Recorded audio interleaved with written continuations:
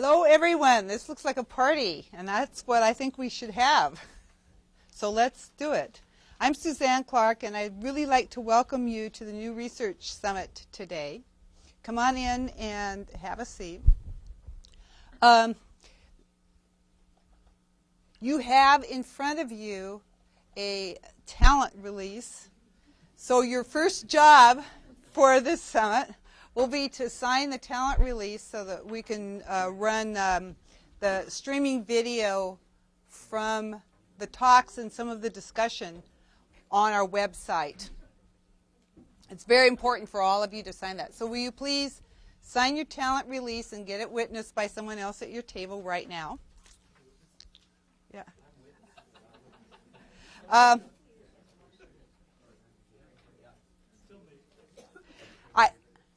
I have here with me Sarah Koski. I asked her to help me start this summit off because she inspired me.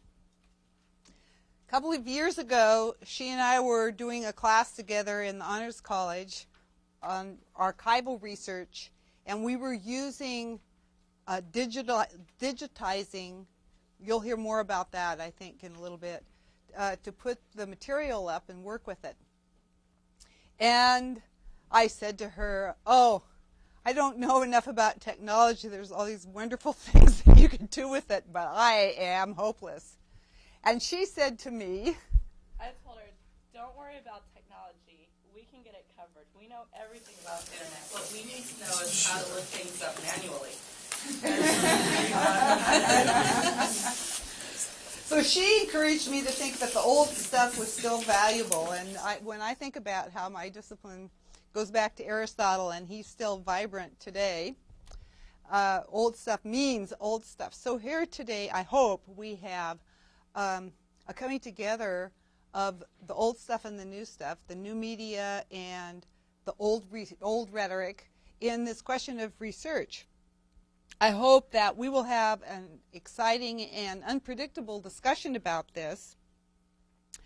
And I hope that all of you who teach writing or think about media, English department people who are writing teachers, librarians, and others who are experts in using technology and in the new media, I think we'll all be able to talk together, and it will be really as exciting as the talks that I've been able to have with people planning this conference during the past couple of months.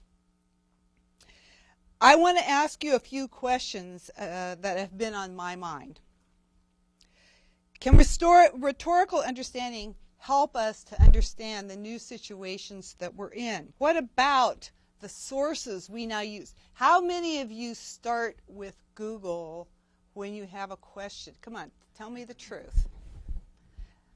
When we ask this question of students, we usually get 100% saying they start with Google.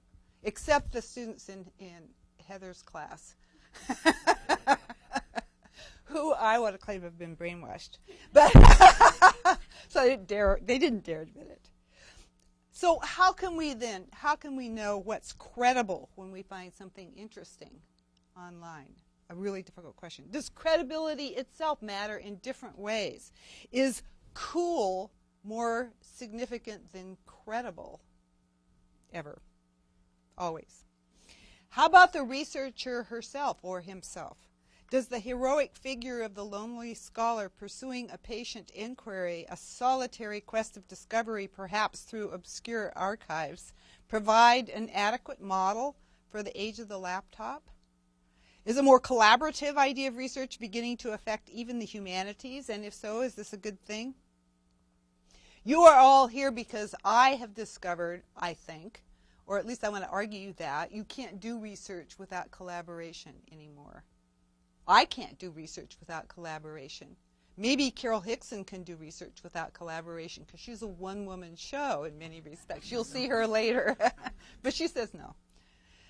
And how about the ways we publish the results of research? Much of our thinking goes on now in public, before publication, on blogs and listservs, in gray literature, in informal communication, like today's. And might the product of writing and research be more like a performance, a website, a DVD, a PowerPoint presentation, a dance, an excursion into the city? And might research begin to overlap with creative works?